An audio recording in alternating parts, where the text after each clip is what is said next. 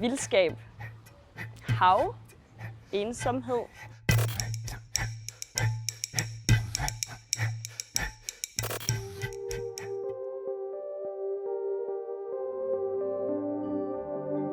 I wanted to have a title that immediately transfers you to another space, something that is not the theater that we're in.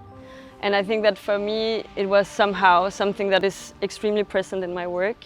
I always work with contradictions or maybe rather complication. And then that felt like a good way to somehow bring a mythical space into the theater. And then it's also a place in the north of Denmark where I grew up by the North Sea. So it was like a way that I could also carry that space because I don't get to spend so much time there.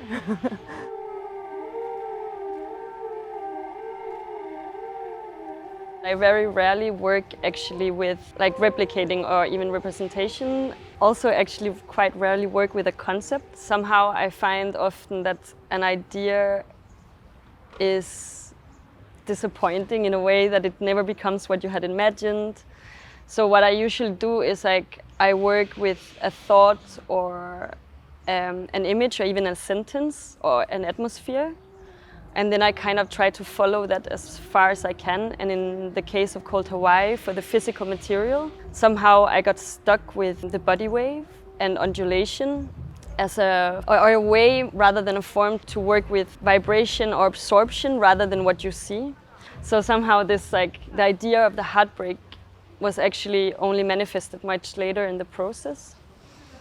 But I think that it somehow does move through the disappointment or the hopelessness or also the moment of feeling very cute or sexy even in a heartbreak. And when I say heartbreak, I also mean it more than in a romantic sense, but somehow heartbreak of life, I guess. Over here, undulation, vibration, absorption, sensations, and over here an injury, painfully. I always work with words and voice and sound. It somehow is it's a core of my practice. I don't separate it so much from the dancing. I see very much the voice also as this as the element that can somehow weave the inside and the outside together, and it's also a place that I get to be very vulnerable. For music, I worked with a brilliant musician, Laura Denise. For this piece, it also very much talks into fiction and to how to alter meaning, how to create a different or a new meaning in space that can somehow talk into this mythical place that we are in. It's also very much a communication with the self or a negotiation even maybe with the self in that space. And I think in that way it's really there to push our ideas of reality in a way.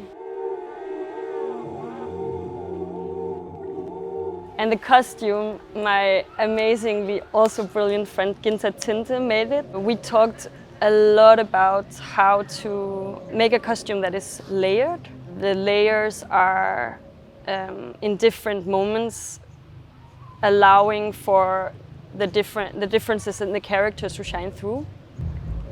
Actually, Ginta really made something that is both, I think, very present in this time, with this sporty shirt, also with the leather pants, but then something that also could talk to another time, like the lace and the dress, and also in that way, again, be able to complicate a little bit what you see.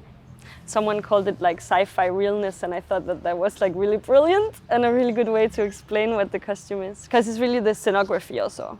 I don't have a set, and I think that's what also the costume does there.